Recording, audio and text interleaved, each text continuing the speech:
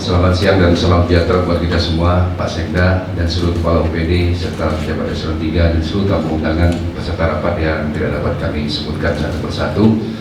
Langsung saja, pertama tentu saya ingin mengucapkan terima kasih bahwa pada hari ini sebagai wujud komitmen kita terus menjalankan fungsi dan tugas kita, terutama dalam rangka penanganan COVID-19 di Kabupaten Bintan. Saya langsung saja, pertama berarti saya berikan waktu sudah 2 hari ini minimal itu surat edaran terkait dengan perihal penerima BLT dan siapa yang boleh diberikan dan siapa yang harus mungkin tidak diberikan, seperti Pak Sekda sampaikan tadi, kakak Bintan tapi domisili di luar. Saya pikir itu supaya ada pegangan para camat di lapangan, buatkan dia surat edarannya secara lengkap teknisnya, termasuk berikan jangka waktu untuk pendataan pun sudah tutup nih. Artinya ini harus disosialisasikan bahwa kita sudah dipublikasikan bahwa kita sudah melakukan langkah untuk menambah jumlah sesuai dengan kategori yang memang masuk dalam kategori penerima BLT berdasarkan versi yang kita buat. Ini juga dipublikasikan. Yang selanjutnya kalau ada kendala dan sebagainya, saya pikir kasih tahu, saya ikut sama-sama dalam beberapa hari ini kita bongkar semuanya permasalahan yang akan mempermasalahkan dalam rangka kita mengeksekusi BLT. Selanjutnya untuk daerah padat, ini pengalaman saya mengunjungi langsung Kelurahan Kijang Kota dan beberapa kelurahan lainnya yang jumlah RT, RW dan penerima BLT-nya banyak. Saya minta tolong melalui Pak Yuzet, itu kasihan petugas kita ngitung duit pakai tangan lama. Coba pinjam sama bank, beberapa bank dan kita punya berapa alat mesin hitung uang itu untuk lokasi-lokasi yang memang jumlah kepadatan penduduknya banyak.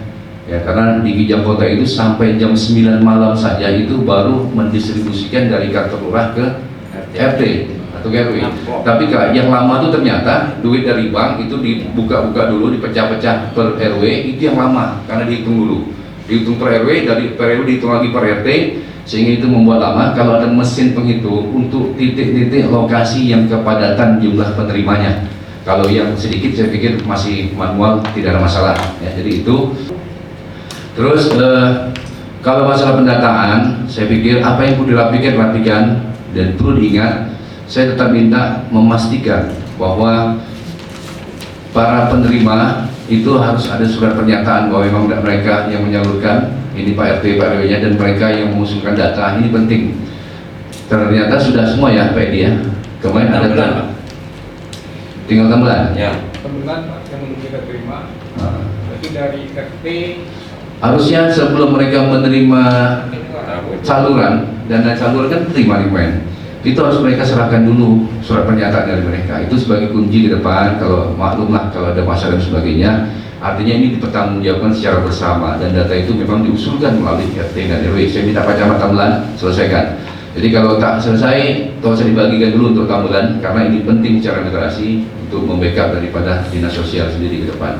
Tinggal bagaimana mengaktualisasikan saja agar apa yang menjadi harapan kita dapat terrealisasi. Khususnya tadi harapan saya Pak Edi, kendala Pak Edi apa nanti habis rapat sampaikan ke saya terkait dengan data-data ini semua.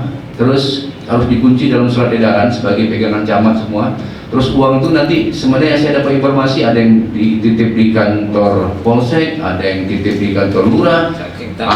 Ini maksud saya langsung saja pastikan bendahara COVID ini nomor rekeningnya dikasih. Jadi ketika ada pengembalian sebagaimana buat berita acara, ya kan langsung setorkan saja ke bendahara COVID.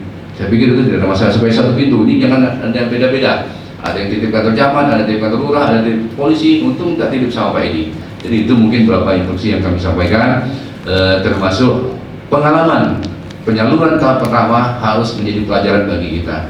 Dan bersyukur kita memang penyaluran tersebut berjalan dengan lancar, alhamdulillah, tanpa ada gangguan baik sisi dari keamanan dan sebagainya, sangat luar biasa.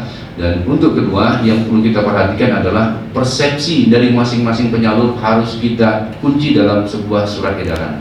Ini ada persepsi, termasuk kemarin ada KTP-nya Ekang, tapi dia rupanya terdaftar di Ekang, terdaftar juga di Kota Baru. Ternyata di Kota Baru kapasitas dia sebagai domisili, keterangan domisili, sementara kakak dia ada di Ekang. Jadi kan harus menerima. Kalau bisa itu